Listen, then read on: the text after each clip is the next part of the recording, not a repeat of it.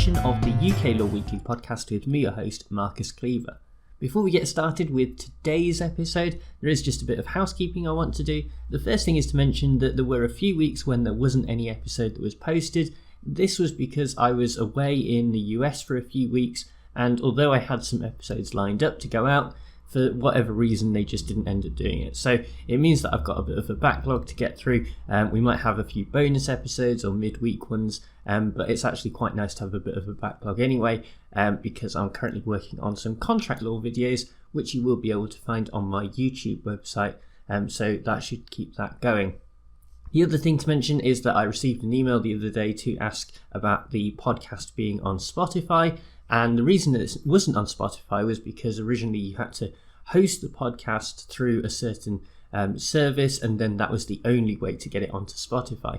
I think that that's changed now, and I have submitted the podcast to Spotify for their approval. So hopefully, by the time you're listening to this particular episode, you should actually be able to get it on Spotify. And I know that a lot of people listen to their podcasts through Spotify now, so that's at least an option for you.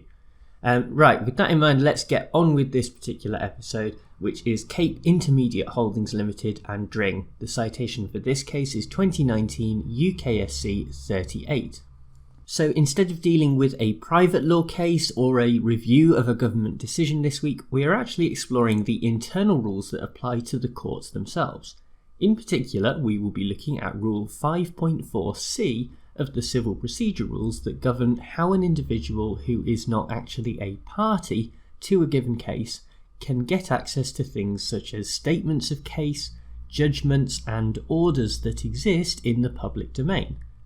Furthermore, this particular rule goes on to say that if a non-party to a case can get permission from the court, then it is possible for them to, quote, obtain from the records of the court a copy of any other document filed by a party or communication between the court and a party or another person, end quote. The practical origins of this particular case relate to asbestos. Cape Intermediate Holdings previously been involved in the manufacture and supply of asbestos, and because of this they were originally the defendants in a separate claim brought by employers' insurers.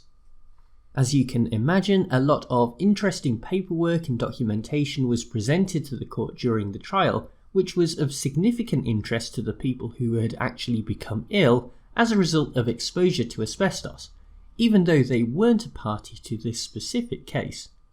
Thus, before judgment was handed down in that original case, the Asbestos Victim Support Groups Forum UK applied under Rule 5.4c for all of the information used at the trial, including documents, trial bundles and transcripts, to be made available. Graham Dring is the chair of the forum and also the respondent in this present case, wherein Cape are resisting the full disclosure of the information.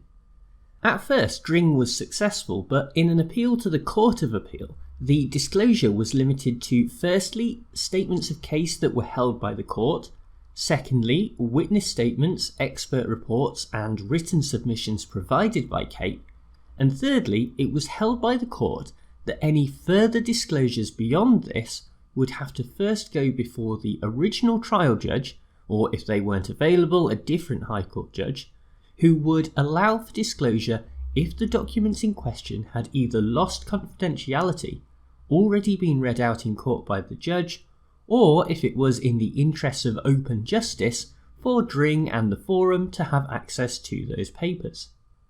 Neither side was especially happy about this compromise permission, and so while Cape appealed to the Supreme Court on the basis that disclosure should be limited to only the statements of case with strict limits on the release of anything else, there was also a cross-appeal from the forum because of the limitations that had been imposed by the Court of Appeal. With the exact understanding of Rule 5.4c of the civil procedure rules still not 100% clear, the case went to the Supreme Court for a final decision on the matter, and that is where we pick things up. The most interesting aspect of this judgment was right at the start, where the justices had to decide what it means for something to be a record of the court. On the one hand, a very literal interpretation could be applied, so that it simply means a document held by the court for its own purpose. This would include things like the claim form and the judgment, but would exclude a wide range of other documents that might have been submitted to the court but have not been kept as part of the record. Such a definition might well be accurate, but it could hardly be considered useful, and so instead the justices of the Supreme Court decided that a record of the court should be more purposive, and therefore conform to the ideas and principle of open justice.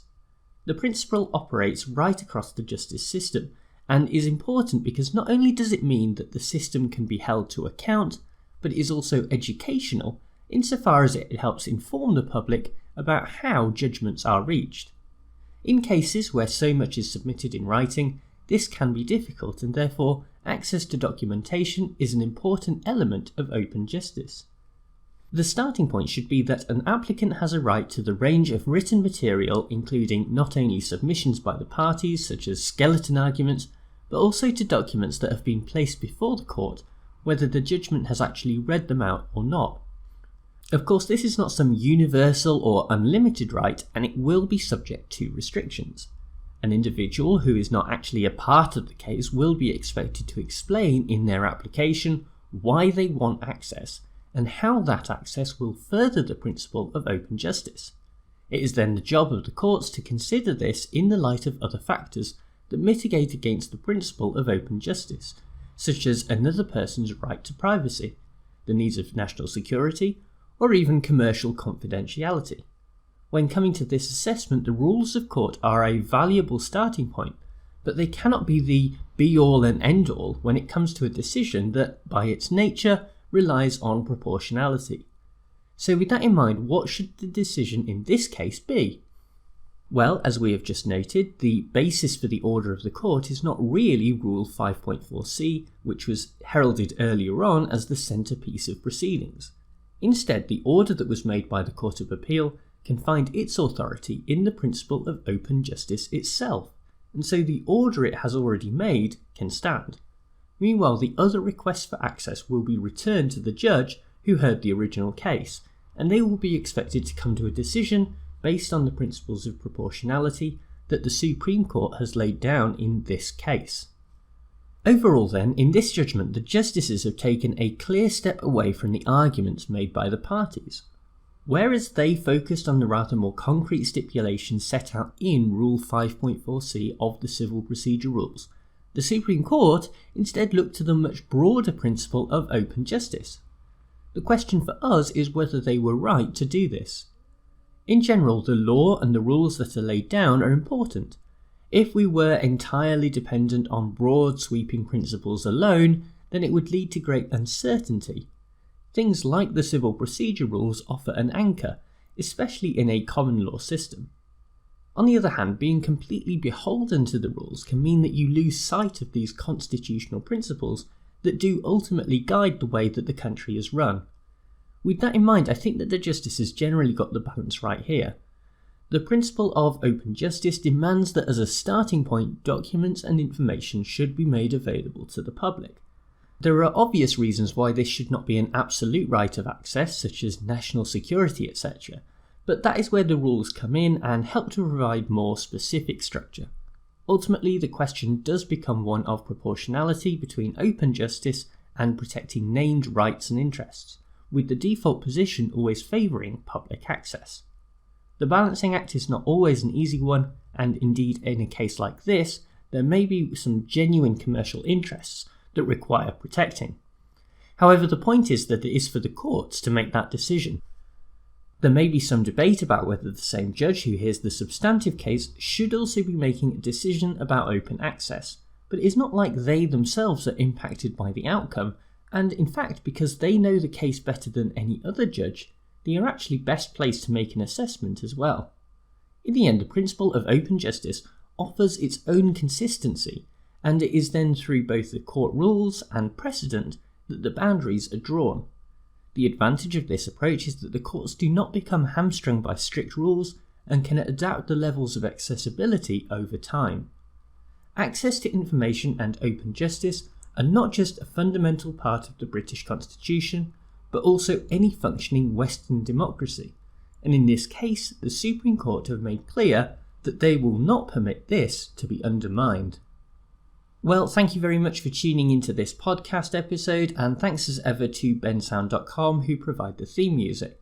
Remember, if you do get a chance to leave a rating and a review, either on iTunes or any of the other services that you use to get your podcast, then that is always very much appreciated. Latest reviews come from Roberto Reviews, who gave 5 stars, as well as from JD's Lackey, who also gave 5 stars. So thank you very much. That really means a lot and helps to keep the podcast popular and amongst the sort of top-rated legal podcasts in the UK. Also remember, as I said at the start, I'm currently working on some contract law videos. By the time you hear this, some of them may already be uploaded. That's going to be my main focus across this academic year on YouTube. So if you are studying contract law this year, then do make sure to check those out. That's on youtube.com/Marcus Cleaver. Anyway, I'll be back with another episode next week, but for now, bye!